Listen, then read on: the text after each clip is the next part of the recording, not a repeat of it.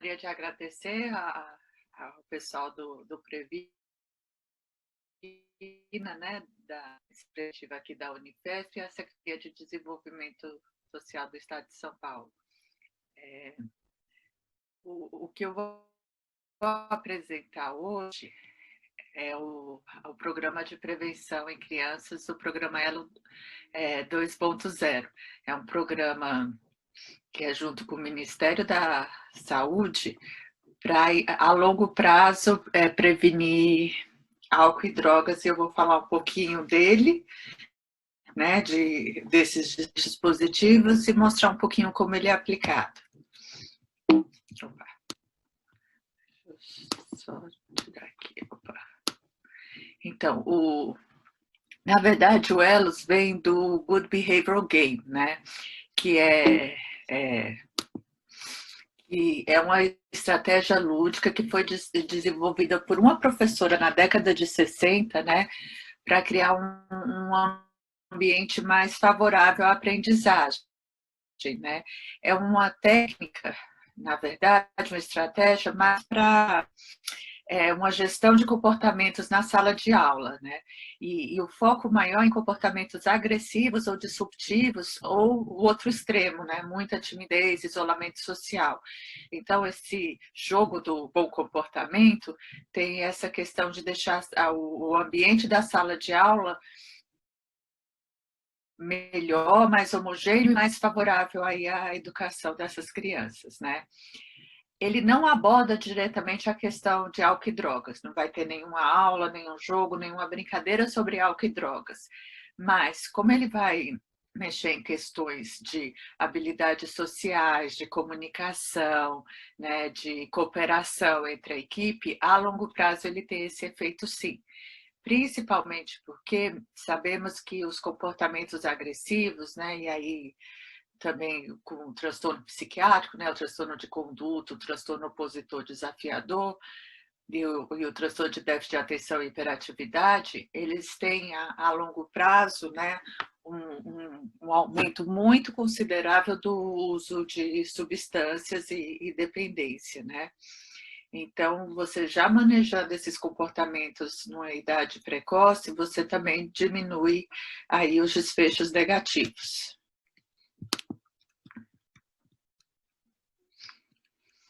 Então, quais são os desfechos que se viu já a médio e longo prazo das crianças que nos Estados Unidos, na Europa, fizeram o GBG, né, o Good Behavior Game?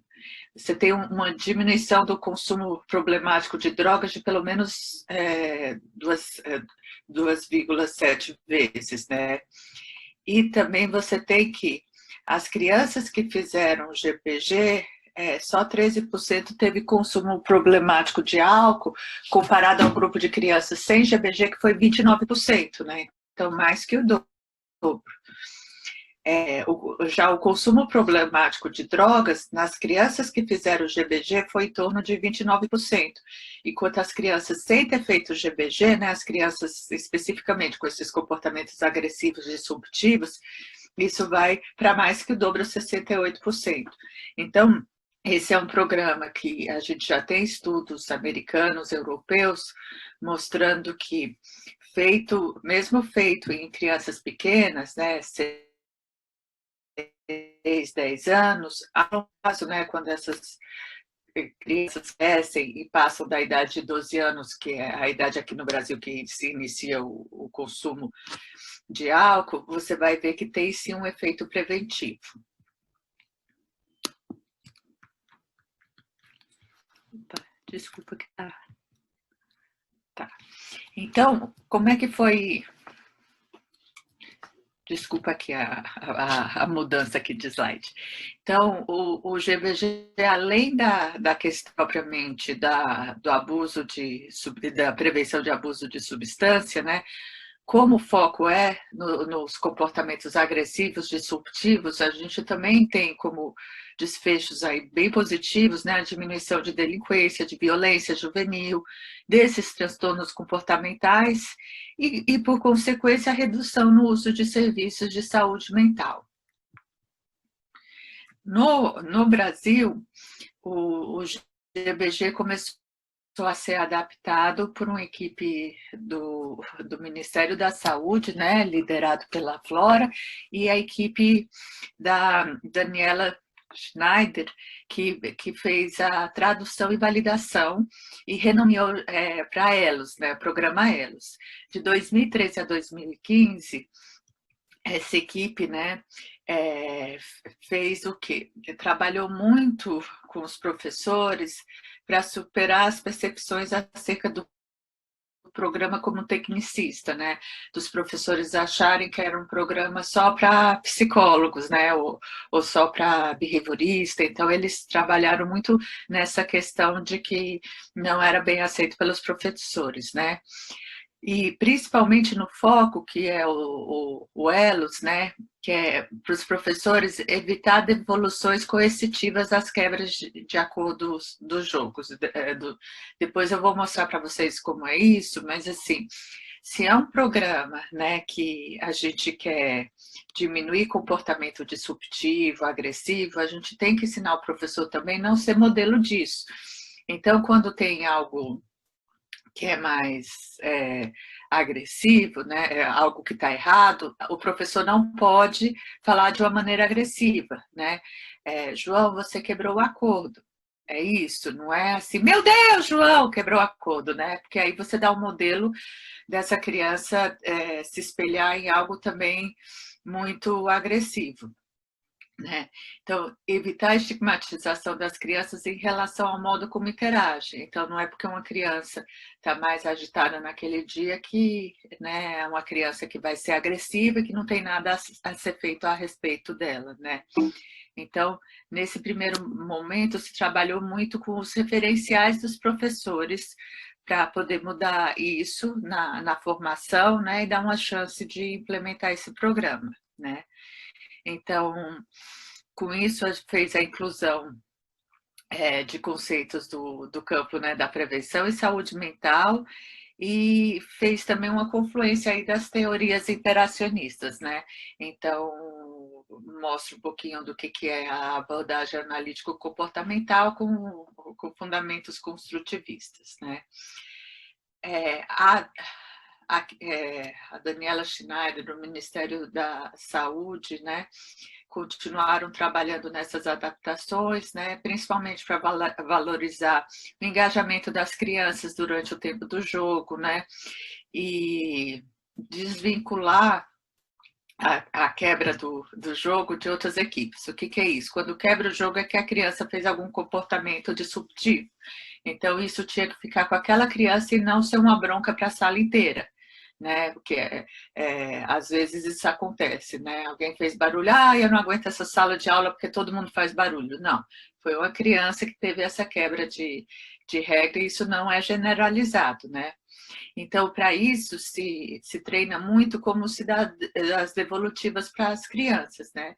Se dá em voz neutra, sem gritar, sem ser agressivo, né? Então, isso foi sendo trabalhado como os professores conseguiam aprender dessa maneira, né? E o que se via? Que através desse treinamento houve uma menor frequência de um segmento acrítico das regras. Os professores passaram a entender por que era esse desenho, né? Por que eles tinham que dar devolutiva para as crianças num tom neutro, sem agressividade, né? E o que esse programa também tem como finalidade, né? Um enfoque à responsabilização do coletivo e à afetividade. Então, o que que é a outra parte do programa é quem não teve um comportamento disruptivo vai ganhar um parabéns, nossa, que bacana que as outras equipes estão bem. Então, você fica o tempo todo dando esse respaldo de uma maneira afetiva, né? E o que ainda é complicado, né? Que as pessoas para treinar esses professores, né? Aqui chamado de multiplicadores, né? A frequência com que eles precisavam fazer isso, né? Se era quinzenal, se era semanal, muito em cima até do que a Márcia expôs, né? Quem seriam essas pessoas? Eles iriam para a escola, não iriam para a escola. Então, como que a gente viabilizaria isso para ser algo implementado em larga escala, né? E aí a gente começa a ver que houve mudanças ao longo do tempo, né? Em 2013, se pedia para as crianças trabalhar silenciosamente, né? Ser educado um com os outros, pedir permissão para sair do lugar, né? E sempre seguir as regras, né? Já esse silenciosamente, por exemplo, foi em 2014 se viu que era melhor pensar em como se expressar de maneira adequada, né? Qual que seria o nível de voz combinado foi o que se viu em seguida, para ir pensar no nível de voz combinado. E aí depois eu vou mostrar para vocês como ficou, né? E aí esse ser educado uns com os outros, que seria outra regra, né? Respeitar o outro, também ele passa a ser mais objetivo. A gente define o que é isso de ser educado. Pedir permissão para sair do lugar também para as crianças, né, que estão jogando, a gente tira esse modelo e dentro daquela atividade o que se pode fazer ou não, né? E aí, de maneira geral, como seguir essas instruções. Então, de maneira geral, quando se pensou, né, no jogo Elos, né, que é a tradução do GBG para o Brasil, se pensou que deveria se transferir essa tecnologia, ou seja, esse programa para as redes locais de saúde e educação, né? E o foco da adaptação cultural, então, para que isso fosse para que isso ocorresse, era que o programa fosse aceito, que através do programa, né, se pensasse mais sobre o que envolvia jogar com as crianças de uma maneira mais afetiva, né? E com isso, né, isso bem estruturado, conseguir um programa que fosse possível de ser expandido no Brasil inteiro. E aqui eu vou mostrar um pouquinho para vocês, né, aí, o programa, como ele é realizado, que eu acho que aí entende melhor porque que ele tem essa capacidade de diminuir desfechos negativos aí para as crianças, né? Então, a gente fez esse programa em crianças de 6 a 10 anos, então no Fundo 1, né, no Fundamental 1, e essa é a versão de 2018, que evoluiu em cima da adaptação de tudo que foi feito anteriormente, né, pela equipe da Daniela Schneider, pelo Ministério da Saúde, né. Esse programa Elos 2.0, né, que é a versão de 2018, já tem um enfoque em como que a gente vai fazer esse programa em larga escala no Brasil. Mas antes de fazer esse programa em larga escala, a gente precisaria saber se ele funcionaria ou não. Então, eu vou mostrar um pouquinho do programa agora e depois contar um pouquinho de como essa pesquisa que está em andamento, né? Então, os objetivos do programa Elos 2.0, que é a última versão de 98, promover habilidades sociais, diminuir problemas de comportamento, melhorar as relações das crianças com os professores e promover o bem-estar com isso das crianças e dos professores na sala de aula, né? Esse jogo, né, essa brincadeira é entre 10 e 30 minutos, ou seja, a gente começa aos pouquinhos, com 10 minutos, conforme o passar das semanas e as crianças, os professores vão acostumando, a gente aumenta isso para 30 minutos. Não concorre com o currículo pedagógico. Por quê? Porque eu posso jogar fazendo alguma atividade pedagógica, né? Eu posso jogar com a brincadeira, né? Qualquer que o professor programe naquele momento, ou eu posso sim jogar fazendo a soma de matemática que precisa ser feita, precisa ser aprendida naquela semana, né? Mas sempre a meta final é promover a socialização das crianças e diminuir comportamentos problemas, lembrando sempre que esses comportamentos problemas é que vão vão ser preditivos, né, de uso de substâncias, né, delinquência e outros comportamentos negativos, né. Então, como é que a gente faz isso, né? A gente chega na sala de aula e pede para os professores, né, depois do treinamento que eles receberam de como é o jogo, né, se inicia assim. A gente põe todos os cartazes que eu vou mostrar para vocês, né, na sala de aula, e os professores dividem as crianças de acordo com a criança ter um problema, como ser muito agressiva, disruptiva, ou ser tímida demais, isolada demais, e as crianças que são adequadas, né, assertivas, habilidosas, que devem ser a maioria. Então, o professor vai criar grupos que mistura tudo isso. Vamos ter crianças tanto agressivas, quanto tímidas, quanto assertivas. Então, na sala de aula vai ter 4, 6 grupos, né? E a partir do momento que cria esse grupo, as crianças vão dar um nome para esse grupo. Então, é o grupo dos tigres, dos leões, né? Da maneira que eles quiserem, né? Então, eles vão definir, e com isso a gente cria uma identidade de grupo, de pertencimento àquele grupo. Então, vamos ter 4, 6 grupos na sala de aula, as crianças aí foram escolhidas pelas professoras para ser grupos heterogêneos, né? E essas crianças vão ter esse pertencimento porque elas vão elas mesmas escolher o nome desse grupo, né? E a partir daí a gente começa a jogar o jogo Elos, né? O que a gente faz? A gente ensina para as crianças que quando se inicia o jogo Elos, a gente tem que seguir as regras, né? E aí a gente pode discutir com as crianças por que as regras funcionam daquele jeito ou não, e combinar que no final vai ter um prêmio. O que é esse prêmio?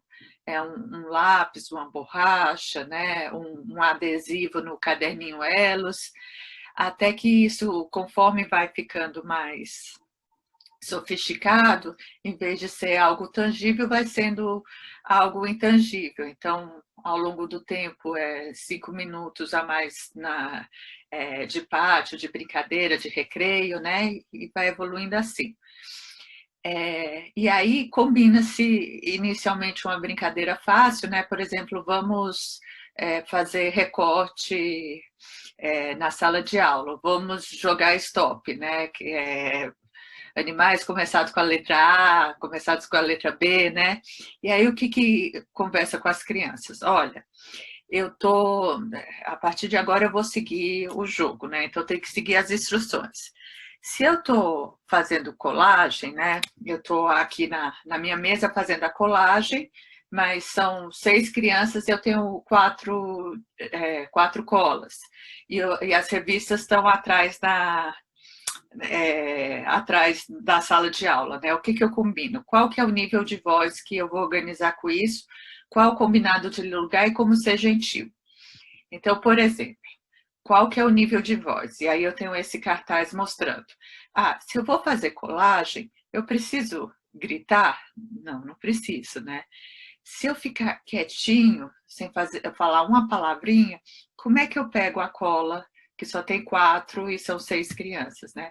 Então eu posso fazer por cochicho, né? João, me passa a cola, para não atrapalhar o outro que está fazendo, né? E esse cochicho não vai atrapalhar o grupo. Se eu estou jogando stop, por exemplo, né, que eu tenho que avisar que quando eu acabei o jogo, e a sala inteira tem que ouvir. Aí a voz de rua, stop, né, para tudo, né?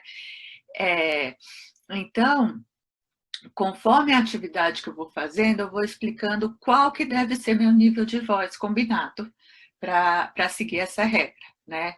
E aí, de novo, eu combino como que vai ser minha atividade motora, né? Então, o que é isso? Se eu estou jogando stop, eu não preciso sair da minha cadeira, né? Então, permanecer sentado. Se eu estou fazendo colagem, as revistas estão lá no fim da sala, então eu posso me levantar e andar livremente, sem atrapalhar meus colegas do meu grupo e dos outros grupos, né? Por fim, eu defino aqui o que é ser gentil. Então, nessa brincadeira da colagem, ser gentil é passar a cola, emprestar a tesoura, né? Na brincadeira de stop, não gritar, falar alto, mas não ser perto do ouvido do amigo, né? Se o amigo não conseguiu completar, falar, poxa, na próxima você consegue, né? Dar força aí para o amigo. Então, a gente vai definindo o que é essa gentileza, que é a maneira aí de cooperação dessas crianças, né? E aí, o que o professor faz? Ele vai monitorar os comportamentos dos alunos.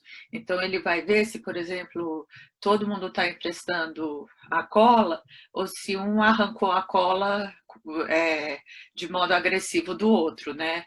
Então, ele vai ter na lousa ou o cartaz do jogo, ou ele põe o nome dos grupos, né? Leão, tigre, etc. E assim, ele vai falar, olha, o leão é,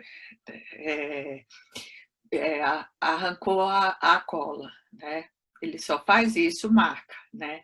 E aí ele fala, os demais grupos estão de parabéns, porque estão seguindo a regra de só cochichar, de ser gentil, né? Então ele explica, olha, o leão quebrou a regra da gentileza. E fala isso e congratula o resto da equipe.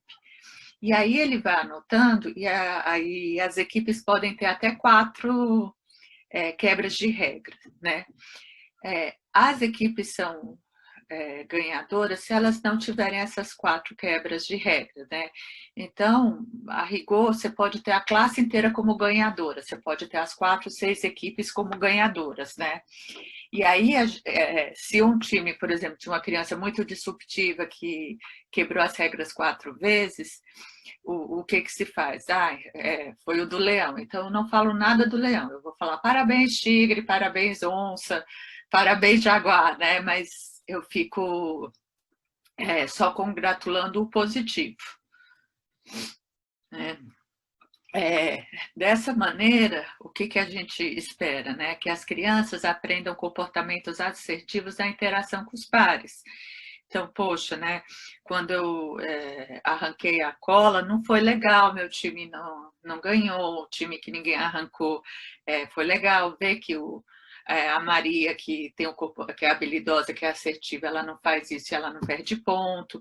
Então, eu começo a me espelhar nos que estão funcionando mais adequadamente na sala de aula, né? E com isso, o objetivo maior é ter a cooperação, né? O trabalho em equipe, né? E isso ocorre com o monitoramento de comportamentos, né? E você passa a ter, então, comportamentos mais pró-sociais dos alunos e da equipe, né? Então, a Maria começa a ajudar o João. Não, João, não precisa arrancar a cola, né, João? Pode só pedir, assim a gente não perde ponto. Então, você vai criando esses comportamentos, né? O jogo Elos 2.0, né, é uma estratégia de gamificação. O que é isso, né? Você tem elementos de jogos em prol da aprendizagem. Então, você tem uma dinâmica que é de jogo, uma estética para facilitar o jogo, e você tem um trabalho de equipe que vai ficando cada vez mais complexo, que é a gamificação. Então, de 10 minutos vai para 15, 20, 25, 30 minutos. Então, eu passo a ganhar de elementos tangíveis a borracha, até no final eu ganhar só um elogio. Então, a gente trabalha muito isso, né? E para que se faz essa gamificação, né? Para motivar as crianças, para ter o comprometimento e, a partir daí, dentro dessas brincadeiras, as crianças procurarem as resoluções de problemas mais adequadas para o que está sendo pedido, né? Então, para isso, a gente faz uma capacitação nos professores. Então, inicialmente, a gente faz uma capacitação de 8 horas explicando essa teoria. O primeiro jogo, a gente supervisiona direto o professor, né? Como é que tem que ser jogado, né? Essa familiarização com o jogo. E, a partir daí, são feitas supervisões que são feitas aí online, né, com a equipe de supervisão, né, a cada 15 dias, e a cada mudança de etapa, o supervisor vai à escola, né? E esse é o programa, né? E o que a equipe da Unifesp, né, a minha equipe, juntamente com a equipe da professora Zila, do Previna, né, com a professora Márcia, o que estamos fazendo, né? Avaliar se esse programa é efetivo ou não. Porque se eu sei que esse programa funciona, eu posso aplicar para todas as crianças, né? Mas se esse programa não fizer diferença, não tem para que eu ficar treinando, gastando tempo do professor, de dinheiro público com isso. Então, a gente precisa ter certeza que esse programa funciona. E como é que a gente fez isso? A gente, antes da aplicação, nas escolas, a gente pegou uma hora, pelo menos, da sala de aula, com o professor para fazer perguntas sobre a relação dele com a criança, se essa criança era uma criança mais disruptiva, escalas próprias para isso, né? Se era uma criança mais pró-social. Então, a gente pegava todas essas questões de qual que é o comportamento da criança, porque o nosso desfejo a curto prazo era diminuir a agressividade, aumentar o pró-social, né? Então, a gente faz essa coleta de dados antes e depois de ter sido realizado o programa Elos. Para a gente poder comparar, dizer se funcionou ou não, a gente precisa do grupo controle. Então, a gente vai fazer essa avaliação em escolas que vão receber o programa Elos e também nas escolas que vão ser controles, que não vão receber o programa também antes e depois, porque depois de um ano escolar, né, a gente espera assim, que a criança esteja menos disruptiva, enfim, tenha uma aprendizagem socioemocional na escola. Então, a gente tem que ver se o programa Elos faz isso mais intensamente do que seria esperado na escola, né? Para a nossa pesquisa, a gente propôs de avaliar 3.800 crianças, né? 1.900 no grupo controle, 1.900 no experimental, em 3 cidades brasileiras. O que a gente já fez, né? Em cada município escolhido, a gente, dependendo do tamanho do município, a gente pegava mais ou menos escola para ser proporcional à população de estudantes, né? Então, por exemplo, aqui em Fortaleza, né? Inicialmente era a proposta, depois foi mudando, né? Mas seriam 7 escolas com 4 turmas, então em cada escola eu pegaria uma turma do primeiro, segundo, terceiro e quarto ano, né? E aí, com isso, eu teria 28 professores, né, aplicando o programa para 28 turmas, né?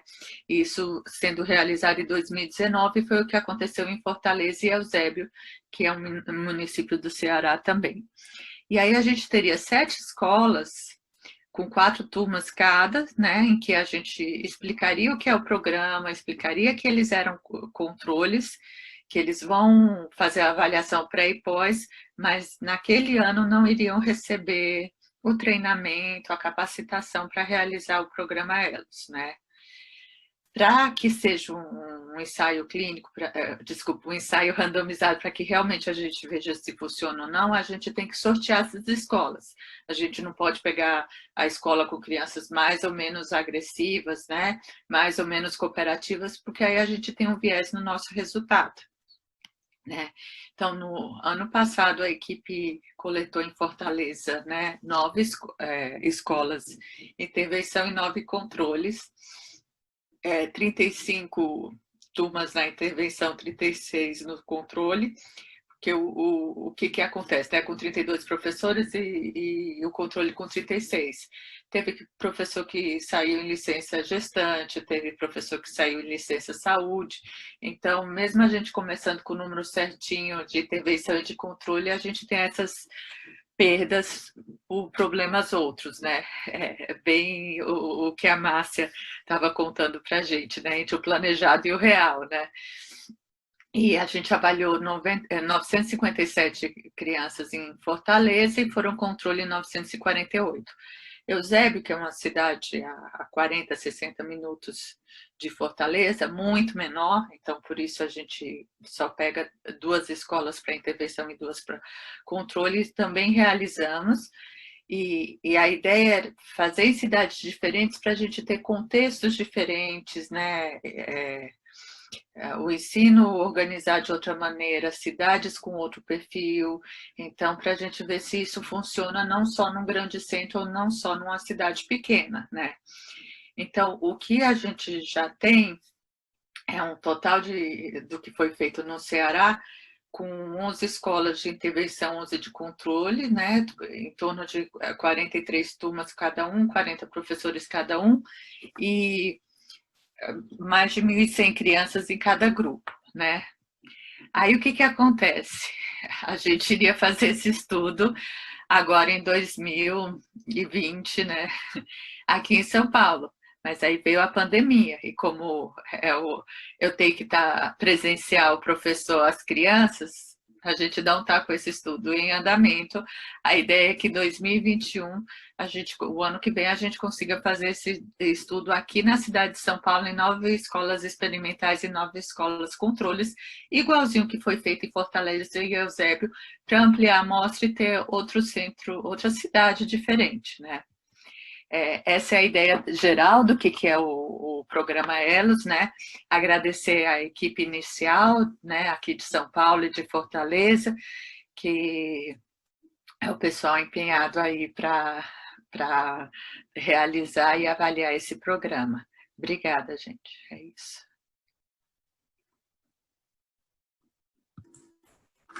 Obrigada, Sheila. Gostei muito também da palestra, achei muito rica. Vamos ver se o pessoal tem perguntas.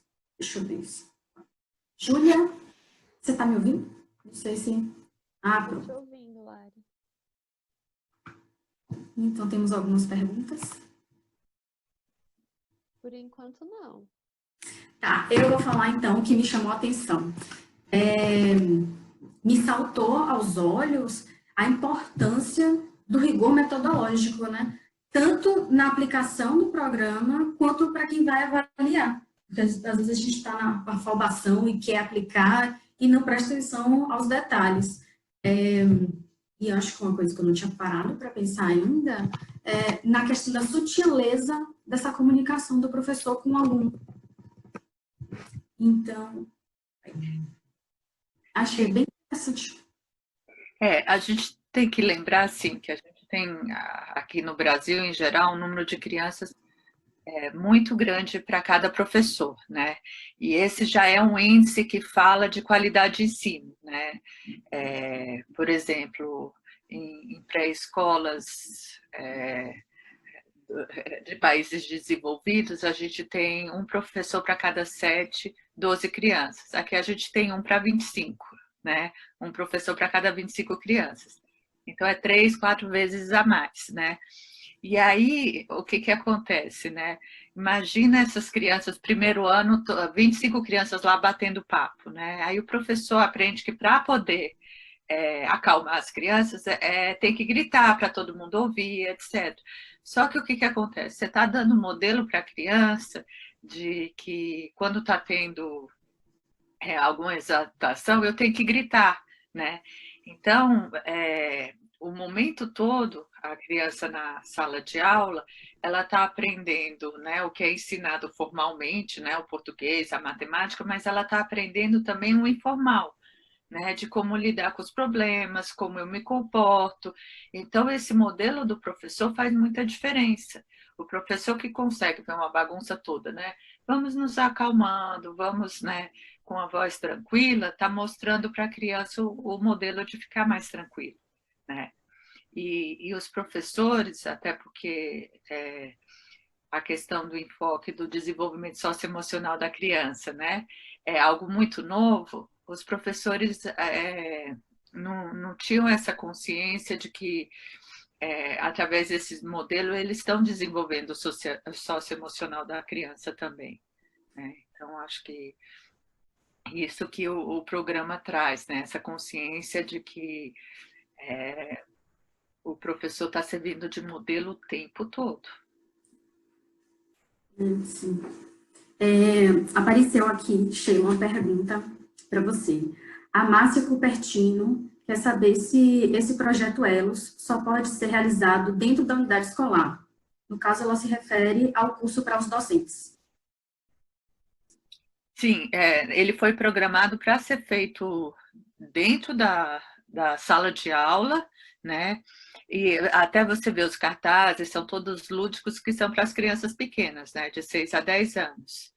Então, a ideia de cooperação, da gamificação, pode ser feito para tudo, né?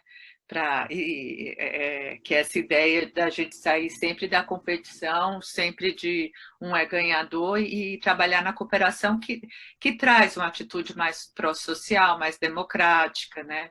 Mais engajamento, e eles têm estudos mostrando que vão crescer crianças mais engajadas no seu país, na sua cidadania, né? Então, esse programa é feito para isso, mas esse modelo de gamificação, de proatividade e cooperação serve para qualquer ambiente. Tá certo. Uma segunda pergunta, também para a Sheila, do Pedro Vernalha, querendo saber se existe uma previsão para os resultados de eficácia do programa ELOS 2.0 no Brasil.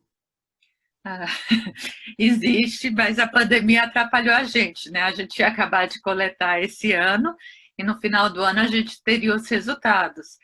Agora sim, a gente está pensando os resultados para o ano que vem, né? Porque aí a gente tem a amostra completa.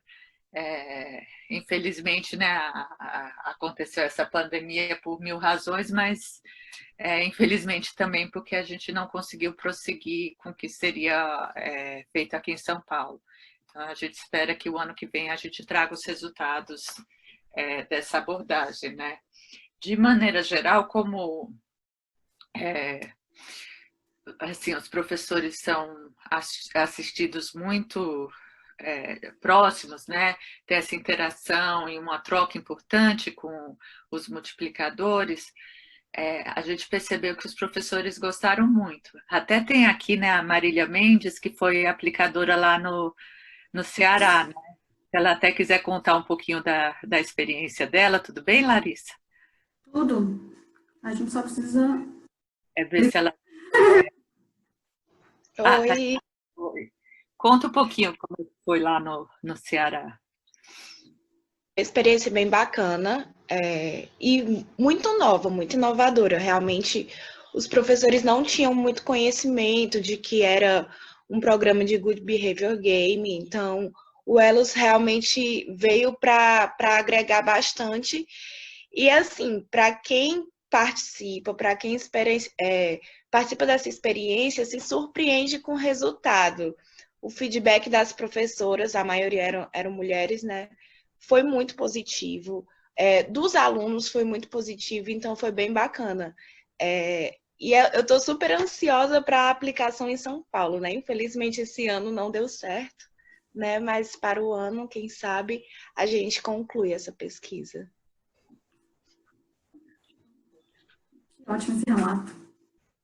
E aí, o ano que vem, aí a gente vai fazer junto com a Márcia para checar toda essa questão da fidelidade, viabilidade, né? Também a gente não tem esses dados porque a gente está programando fazer, né, depois dessa pandemia, né? Tá, deixa eu ver uma próxima pergunta. Tá. Também estou querendo saber, para Sheila, se o programa visa somente a realização em escolas públicas ou também nas privadas. Nesse momento, como é algo do Ministério da Saúde, a gente começou nas escolas públicas, né? Que é o foco inicial, né? Mas uma vez que o programa mostre ser efetivo, aí pode ser para qualquer escola, né? A ideia é que é um programa do Ministério, então que não vai ser cobrado, nada disso, né? Vai se treinar os professores e nesse primeiro momento para as áreas que mais deficitárias, que infelizmente é o ensino público, mas depois isso pode se expandir, né? A próxima é para a professora Sheila. O programa visa a instrução do docente ou é realizado diretamente pelo instrutor do programa na sala de aula? Não, o professor é treinado. Todo jogo é feito pelo professor. Então, assim, eu falei de exemplos de jogos, mas, por exemplo, né, quando está 30 minutos, pode ser a aprendizagem, vamos ler e interpretar esse conto, né? Então, no primeiro momento são jogos simples, mas depois acaba sendo dentro da atividade pedagógica do professor. O professor que vai fazer tudo. O que acontece é que no início, cada 15 dias, ele vai conversar com o supervisor para dizer, olha, eu achei que teve muita quebra de regras, eu também entender por quê, né? Vamos começar do começo.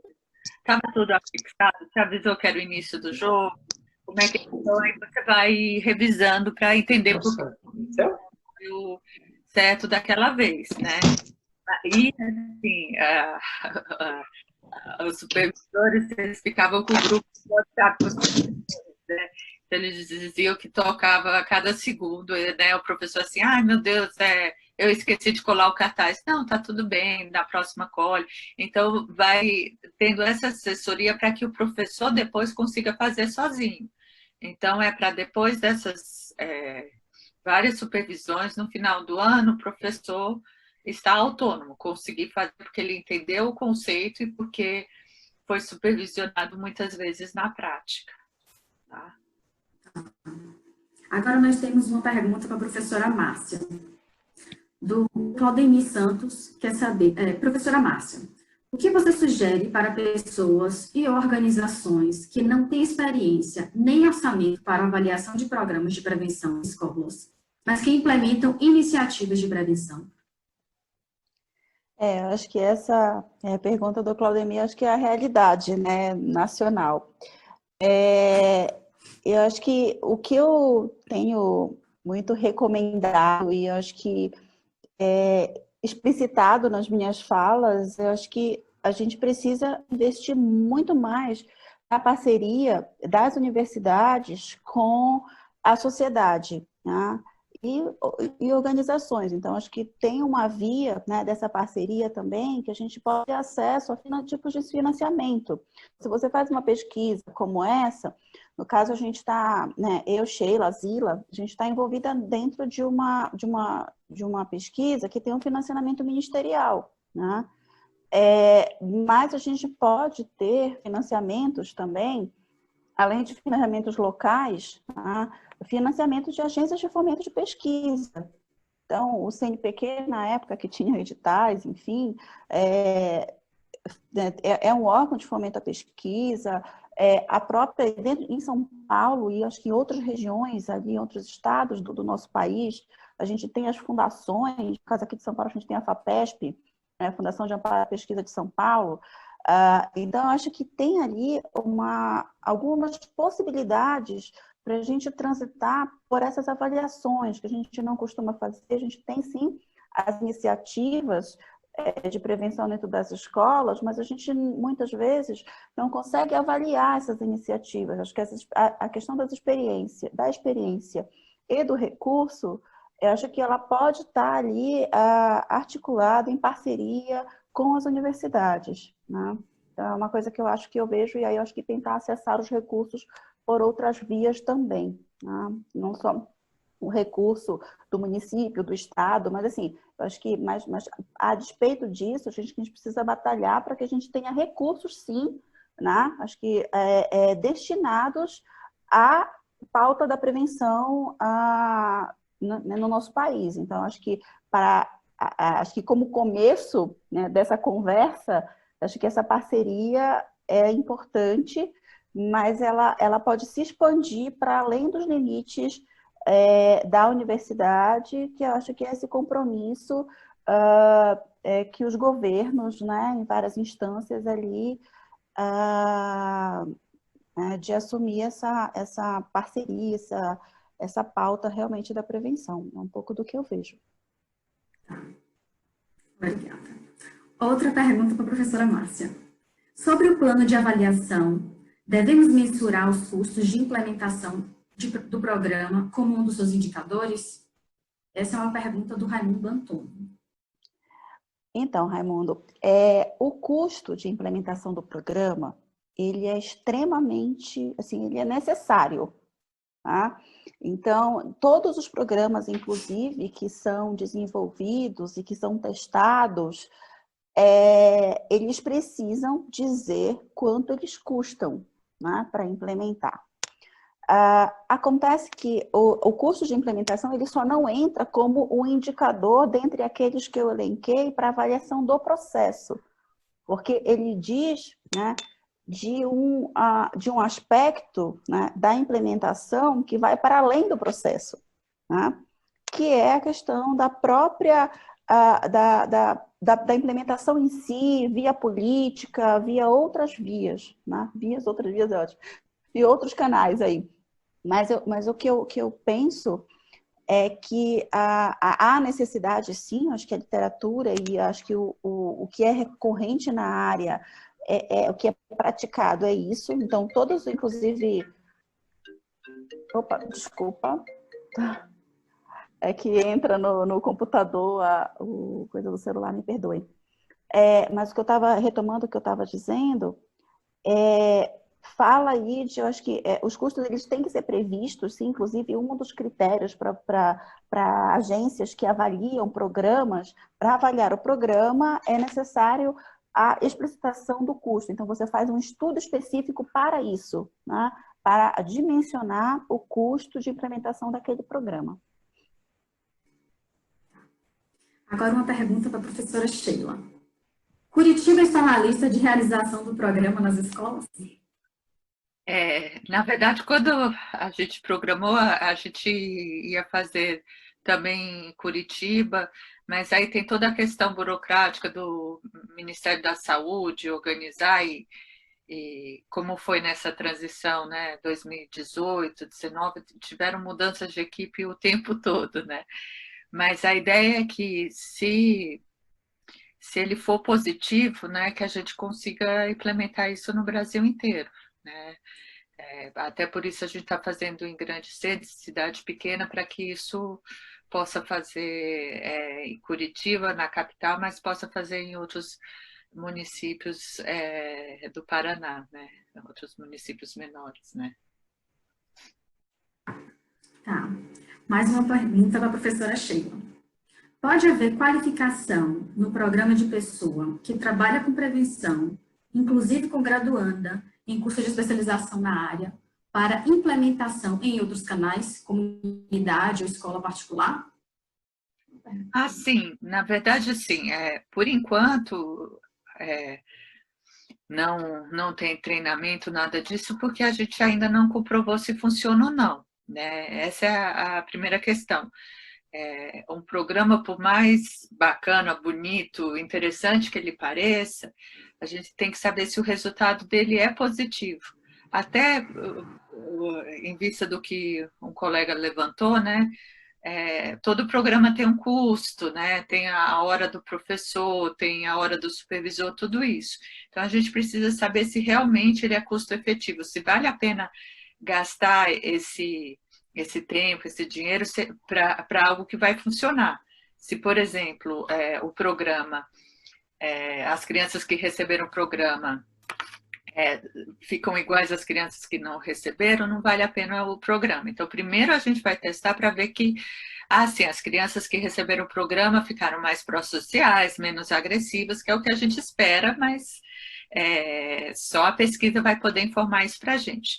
Depois que a gente vê se é efetivo ou não, vendo que é efetivo, aí o Ministério pode começar a adotar e fazer treinamento em larga escala para qualquer professor, né? Por aqui nós acabamos com as nossas perguntas. Eu novamente faço questão de agradecer, em nome do Previne, em nome da COED, a presença de vocês, realmente uma honra para a gente. E para quem está nos acompanhando aqui, na sexta-feira nós vamos continuar nossa programação desse mesmo bate-horário, nesse mesmo bate-local, com o Cine Debate do filme Escritores da Liberdade. Eu acho que é isso, pessoal. Muito Gostaria obrigada. então de agradecer. Desculpa, Sheila. Vai aí. Pode Eu ir. gostaria de agradecer, né, todas acho que as manifestações, a audiência, a Secretaria do Desenvolvimento Social do Estado de São Paulo, né, todo mundo que esteve envolvido aí, o Previna e outras entidades aí envolvidas na organização, realização desse evento. E agradecer a oportunidade de estar aqui debatendo com vocês e estar com a Sheila. Foi ótimo, realmente, gente. Muito obrigada, bom dia para todo mundo. Faço das palavras da Márcia as minhas. Um prazer sempre, na companhia da Márcia, da Zili do Grupo Previna, da Marília Mendes, né, que está com a gente tocando, e muito obrigada pelo interesse de todos nesses programas. Então tá, gente, nos vemos sexta-feira.